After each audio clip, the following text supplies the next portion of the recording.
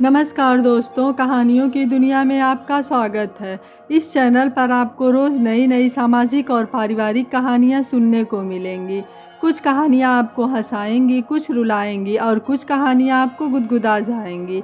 तो चलिए ऐसे ही एक आज भी पारिवारिक कहानी हम शुरू करते हैं। आज की कहानी है, बेटा अभी मैं जिंदा हूँ, अपने जीते जी अपने पुरखों की ज़मीन नीलाम नहीं होने दूंगा। दरवाजे पर दस्तक सुन, आता हूँ कहकर गंगाधर जी दौड़ते हुए पहुँचे और दरवाज़ा खोल दिया। सामने बैंक का कर्मचारी खड़ा था। उसने एक लिफाफा पकड़ाते हुए कहा कि बैंक का नोटिस है। कर्मचारी नोटिस थमाकर चला गया, परंतु गंगाधर जी काफ़ी देर तक की कर्तव्य विमूढ़ से खड़े रह गए। ये कोई पहला या दूसरा नोटिस नहीं था, ऐसे 4 नोटिस पहले भी आ चुके थे। ये 5वां और आखिरी नोटिस था। नोटिस में वही कुछ लिखा था जिसका कि उन्हें पूर्वाभास था। पिछले नोटिसों की तारीख के साथ साफ लिखा था कि ये आखिरी सूचना है। यदि 15 दिन के अंदर बैंक का पूरा भुगतान नहीं किया तो कानूनी कार्यवाही सुनिश्चित की जाएगी, जिसके अंतर्गत बैंक के पास आपकी गिरवी रखी ज़मीन की कुर्की भी की जा सकती है। इसका पूरा उत्तरदायित्व आपका होगा। साथ ही भुगतान हेतु रकम भी लिखी थी और बैंक शाखा में शीघ्रातिशीघ्र मिलने की सलाह भी दी गई थी। गंगाधर जी ने इसी ज़मीन से बच्चों को पढ़ाया लिखाया, घर का पूरा खर्चा ओढ़ा, मगर कभी भी एक पैसे का भी कर्ज नहीं लिया। मगर ये संतान माँ बाप के दृढ़ निश्चय को भी छिन्न भिन्न कर देती है। बात 4 या 5 साल पहले की है, जब उनके दोनों बेटे सो दिल्ली में अच्छी कंपनियों में कहीं नौकरी करते हैं। उन्होंने आकर रोना रोया कि दिल्ली जैसे शहर में जीवन यापन बहुत ही मुश्किलों भरा होता है। मकान के किराए के नाम पर तनख्वाह का आधा हिस्सा तो यूं ही चला जाता है। अब ऐसे में आदमी भला क्या बचा सकता है। इसलिए हम दोनों ने सोचा है कि क्यों ना अपना मकान बनाने की कोशिश की जाए। कुछ रकम का जुगाड़ तो हम लोगों ने कर लिया है, आप मात्र 5 लाख का इंतज़ाम कर दीजिए। हम आपको विश्वास दिलाते हैं कि हर महीने की किस्त हम लोग अदा करते रहेंगे और जैसे ही कहीं से कुछ जुगाड़ बना तो शीघ्र ही सारा पैसा लौटा देंगे। गंगाधर जी काफ़ी खुश थे कि बच्चों पर किया खर्च जाया नहीं हुआ। वो अच्छा भला कमा खा रहे हैं और दोनों ही प्रेम से साथ साथ ही रह रहे हैं। बेटों का प्रस्ताव सुनकर अनायास ही उन्हें धक्का सा लगा। वो बोले, बेटा तुम तो सब जानते हो कि एक किसान के पास बचत के नाम पर क्या बचता है। 10-20 हज़ार की बात होती तो कुछ कर करा के दे भी देता, मगर भला इतनी बड़ी रकम का इंतजाम कैसे संभव है। शायद बेटों को भी इसी उत्तर की प्रतीक्षा थी। बड़े बेटे ने बात को बीच में काटते हुए कहा, पिताजी हमें मालूम है कि आपके पास इतनी रकम नहीं होगी। हम कह रहे थे कि ज़मीन के ऊपर हर बैंक फसली ऋण दे रही है, आप वहीं से जुगाड़ करा दीजिए। बैंक की मासिक या जैसा भी सिस्टम होगा उसके अनुसार हम किस्त का भुगतान करते रहेंगे। कम से कम मकान तो अपना रहेगा। जैसा हम पहले ही कह चुके हैं कि अगर बीच में कोई जुगाड़ बना तो सारा का सारा लोन ही हम वापस कर देंगे। गंगाधर जी बेटों का तर्कपूर्ण प्रस्ताव सुनकर लोन लेने के लिए तैयार हो गए थे। वैसे भी माँ बाप के लिए संतान की आवश्यकताएं सर्वोपरि होती है। ये दिगर बात है कि संतान अपना धर्म निभाती है या नहीं। मगर आज हाथ में नोटिस देखकर वो बहुत ही विचलित हो गए थे। अफसोस, किस्तें या सारा लोन वापस करने की बात तो छोड़िए, बेटों ने इसका कभी जिक्र करना भी मुनासिब नहीं समझा। 5 लाख का लोन बढ़कर 1.5 गुना हो गया था। दुर्भाग्य की बात देखिए कि नई सरकार ने खास रकबे या उससे कम रकबे के किसानों का अधिकतम 1 लाख तक लोन माफ़ कर दिया, मगर जरा सा अधिक रकबा होने के कारण गंगाधर को उस स्कीम से भी बाहर कर दिया गया। आखिर क्या किया जाए। उन्होंने निश्चय किया कि बेटों से आमने सामने बैठकर बात करनी ही पड़ेगी। अतः एक दिन बिना पूर्व सूचना के दिल्ली जा पहुँचे। पिताजी को यूं अचानक आया देख बच्चों को आश्चर्य हुआ। पिताजी सब ठीक तो है, यूं अचानक कैसे आना हुआ, आपने कोई सूचना भी नहीं दी। गंगाधर ने बेटों के घर की व्यवस्था को देखा, मन ही मन काफ़ी खुश थे। बच्चों ने काफ़ी पैसा खर्च किया है मकान बनवाने में। चलो अच्छा है, ये खुश रहें। मगर अचानक ही अपना युद्ध से याद आते ही पितृत्व का भूत शीघ्र उतर गया। इस मकान पर कितना खर्च किया है, वैभवपूर्ण जीवन जी रहे हैं, मगर बैंक का लोन उतारने के लिए इनके पास नहीं था। गंगाधर जी ने कुर्ते की जेब से बैंक का नोटिस निकालकर बड़े बेटे को थमा दिया और एक तरफ बैठे निहारते रहे। बेटे ने सरसरी नज़रों से नोटिस पढ़ा और एक तरफ रख दिया। पिताजी, आपने कुछ भी रकम वापस नहीं की। अब देखिए बढ़कर रकम कितनी हो गई। थोड़ी देर तक सन्नाटा छाया रहा। एकाएक बेटे ने इस सन्नाटे को तोड़ा। पिताजी, आप नहीं जानते कि शहर की ज़िंदगी कितनी महंगी होती है। खेतों में क्या कुछ भी पैदा नहीं होता। खैर, आपको क्या समझाऊं। बेटा चुप बैठ गया। वाह बेटा वाह, उल्टा चोर कोतवाल को डांटे। क्या बात कही है कि आज बाप का सीना फूलकर कुप्पा हो गया। तुझे खेती का खर्च पता है। खाद, बीज, उगाई, मजदूरी आदि क्या सब मुफ्त में आते हैं? ऊपर से बटाई वाला आधा ले जाता है। बताओ क्या बचता है? इसी अनाज से आना जाना, तीज त्योहार, खाना पीना, कपड़े लत्ते, हार त्योहार सभी चलते हैं। तुम्हारी तरह मुझे महीने बाद पगार नहीं मिलती। फसल 6 महीने के बाद हाथ लगती है, सो भी आधी अधूरी। क्या तुझे मालूम है कि पिछले 2 साल से लगातार सूखा के चलते इतना भी पैदा नहीं हुआ कि ठीक से घर चल सके? क्या मैंने कभी तुझसे कुछ मांगा? और तुम कहते हो कि कुछ भी जमा नहीं किया। मैं कर्ज लेने के सख्त खिलाफ था। तुम्ही ने मुझे बहलाकर लोन वापसी हमारा काम है, मुझे मजबूर कर दिया था। पिताजी, आप समझते नहीं हैं, यहाँ तो सब कुछ पैसे से ही आता है। खुद का खर्च, बच्चों की महंगी पढ़ाई, घर का अन्य खर्च, यहाँ तक कि पीने का पानी भी मोल का भाव होता है। गांव में जितना किसी के परिवार का पूरे महीने का खर्च होता होगा, उससे कहीं ज़्यादा तो यहाँ बिजली का बिल जमा करना पड़ता है। और गांव में कौन बिजली का बिल जमा करता है बताओ? कम से कम 1 महीना आप और माँ हमारे पास रह कर देखिए और सारा खर्च अपने हाथों से कीजिए, तब आपको पता चलेगा। 5-6 हज़ार तो हर महीने ऑफिस आने जाने के लग जाते हैं। मज़े की बात यह है कि उपरोक्त में बेटे ने कुछ भी असत्य नहीं कहा था, परंतु जब मन में कुंठा से ग्रसित हो जाता है और नाराज़गी का भाव प्रस्फुटित हो जाता है तो उसे किसी की सच्ची बात भी स्वीकार नहीं होती। उन्होंने सिर्फ इतना जाना कि संकेतों में बेटों ने लोन वापस करने में अपनी असमर्थता जता दी है। इस वार्तालाप से गंगाधर जी का मन काफ़ी व्यथित हो गया था। लगभग झल्लाते हुए वो गुस्से में चीख पड़े। इसका मतलब कि ज़मीन की कुर्की होती है तो होने दूँ? मेरे अपयश की पताका चारों तरफ फहराती है तो फहरने दूँ? समाज के सामने नाक कटती है तो कट जाने दूँ? तुम लोग यही चाहते हो ना? वाह बेटा वाह, बहुत ही बड़ा इनाम दिया है तुमने माँ बाप के कर्तव्यों का। पिताजी, आप व्यर्थ में परेशान होते हैं। हम कौन सा खेतों में हल चलाने जाते हैं? कुर्की होती है तो हो जाने दो। ये उनके छोटे बेटे की आवाज़ थी जो पीछे खड़ा बातें सुन रहा था। इतना सुनते ही गंगाधर जी गुस्से से फूट पड़े। चुप रहो, मैंने भी यही सोचा होता और ज़मीन को शराबियों कबाबियों की तरह बर्बाद कर दिया होता तो आज तुम लोग यूँ मौज नहीं कर रहे होते, किसी दूसरों के खेतों में मजदूरी कर रहे होते। शर्म करो शर्म। आज तो मुझे ये अनुभव हो रहा है कि मैं अपने बेटों से नहीं किसी दुश्मन से बात कर रहा हूँ।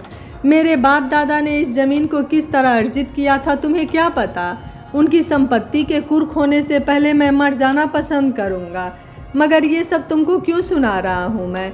मेरे मरने का भी तुम्हें भला क्या दुख होगा? गुस्से की उसी हालत में उन्होंने अपना बैग उठाया और वापस हो लिए। बेटों ने रोकने का बहुत प्रयास किया मगर वो नहीं माने और रेलवे स्टेशन की तरफ चल दिए। यदि मनुष्य के मन में उथल पुथल हो तो वह अपने कर्तव्यों से भी विमुख हो जाता है। इस पूरे प्रकरण में अपने पोता पोती की, जिनको वो बेइंतहा प्यार करते थे, एक बार भी याद नहीं आई। जिन बहुओं को बड़ी शान के साथ ब्याह कर घर लाए थे, उनके सर पर भी अपना प्यार भरा हाथ तक नहीं फेरा। गंगाधर जी चलते चलते बड़बड़ाते जा रहे थे। फसली ऋण, सब बेईमान है। अरे कौन लेता है फसल के लिए ऋण? कोई लड़की की शादी के लिए, कोई मकान दुकान के लिए, कोई ब्याज पर उठाने के लिए, तो कोई अन्य आयोजनों के लिए लोन लेते हैं और नाम है फसली ऋण।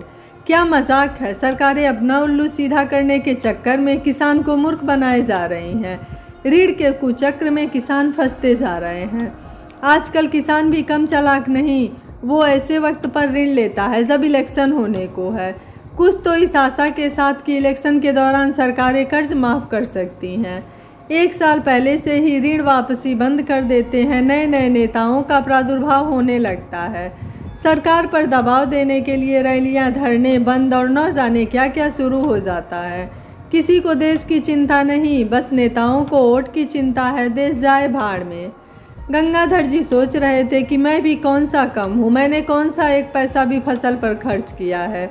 सरकार को क्या, बैंकों को क्या, उन्हें तो ब्याज चाहिए, अपना पैसा चाहिए।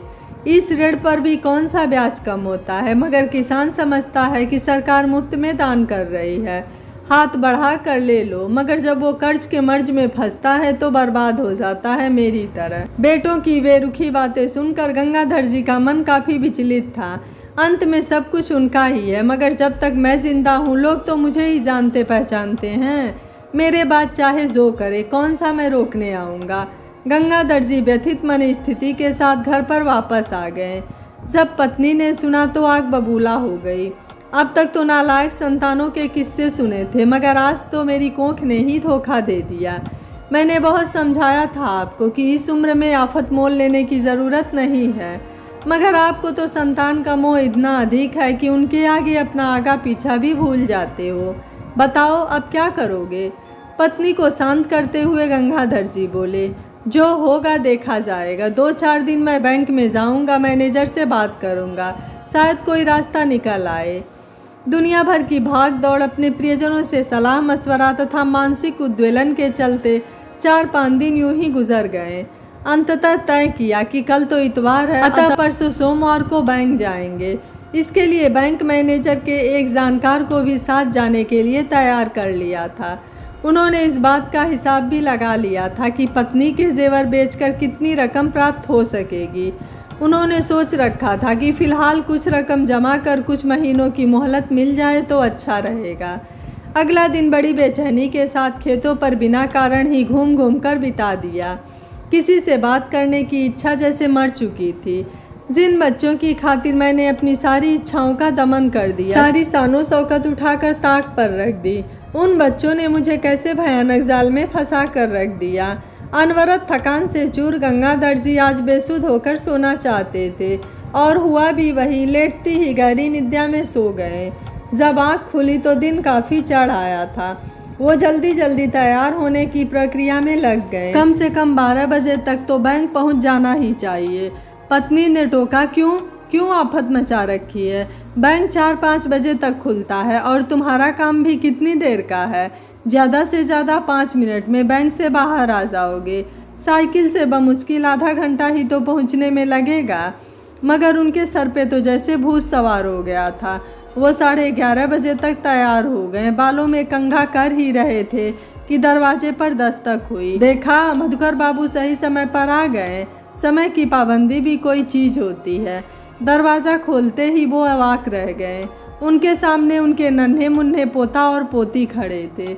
उन्होंने दौड़कर दोनों को गोदी में उठा लिया और चिल्लाए, अरे देखो तो कौन आया है। पत्नी भी दौड़कर दरवाजे पर पहुंच गई और दोनों को चूमने चाटने लगी। दोनों इस कदर खुश थे कि उन्हें लेकर सीधे अंदर चले गए। ये देखने का ख्याल भी नहीं रहा कि वे किसके साथ आए हैं। इतने में दोनों बहुएं और बेटे भी अंदर आ गए। बहुएं और बेटों ने दोनों के पांव छुए। माँ से आमुख होकर बड़ा बेटा बोला, देखा माँ, अब पिताजी के पास हमारे लिए रंचित मात्र भी प्यार नहीं बचा है। बच्चों को लेकर तो अंदर चले आए, मगर मुड़कर देखा नहीं कि आखिर ये नन्हे से बच्चे आए किसके साथ हैं। देखते भी कैसे, हम दुश्मन जो ठहरे। कहना न होगा कि गंगाधर जी बच्चों को देख इतने अधीर हो गए थे कि सचमुच कुछ याद ही नहीं रहा था। वो बुरी तरह से झेप गए थे।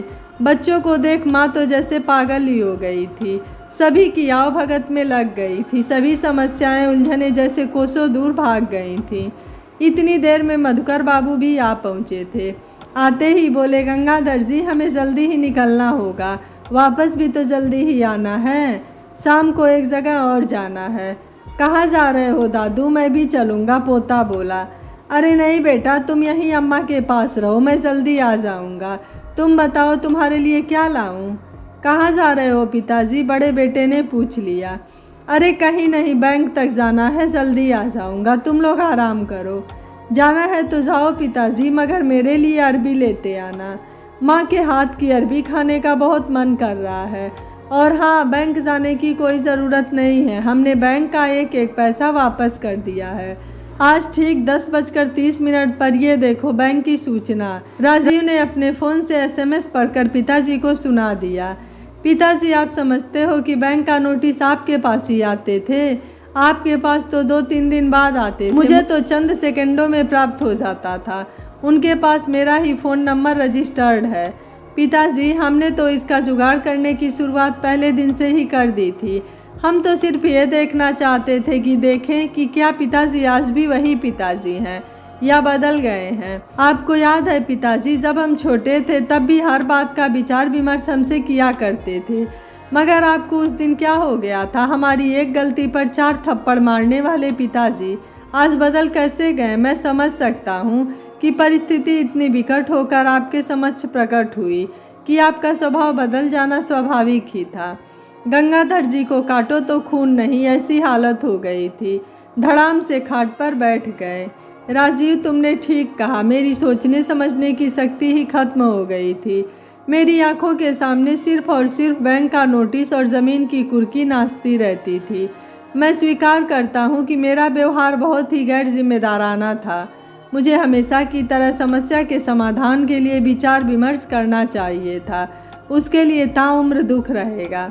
मधुकर बाबू, जो काफ़ी देर से इस तमाशे को देख रहे थे, बोल पड़े।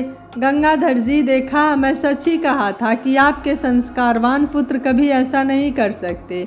बधाई हो मित्र कि आप इतने सुशील एवं योग्य पुत्रों के पिता हैं।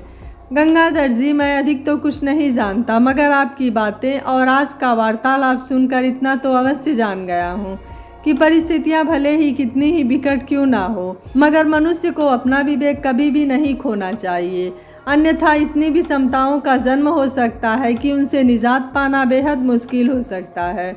दुनिया में क्या क्या फैला फिरता है, उसको कभी भी सार्वभौम सत्य नहीं समझ लेना चाहिए। मनुष्य के चरित्र और संस्कार नितांत व्यक्तिगत होते हैं, जिनका मिलान किसी अन्य से करना सर्वथा अनुचित होता है। अच्छा गंगाधर जी, अब चलता हूँ, शाम को फिर आऊँगा। भाभी जी के हाथों की खीर जो खानी है। मधुकर जी चले गए। दोनों बेटों ने कहा, पिताजी, आपको जो परेशानी हुई उसके लिए हम क्षमा चाहते हैं, और अब से क्या, अभी से आपको काम करने की कोई ज़रूरत नहीं है, आप हमारे साथ चल रहे हैं। नहीं बेटा, जब तक हाथ पैर चल रहे हैं तब तक मुझे यहाँ रहने दो। ठीक है पिताजी, लेकिन आप कोई काम नहीं करेंगे, हम लोग पैसा भेजते रहेंगे, आप यहाँ आराम से रहिए। आज गंगाधर जी को अपनी परवरिश पर बहुत गर्व हो रहा था। यह कहानी आपको कैसी लगी, आप हमें अपनी राय कमेंट बॉक्स में ज़रूर दीजिएगा। वीडियो पसंद आया है तो वीडियो को लाइक, शेयर एंड चैनल को सब्सक्राइब कर लीजिएगा। Thank you for watching. मिलते हैं अगली कहानी में।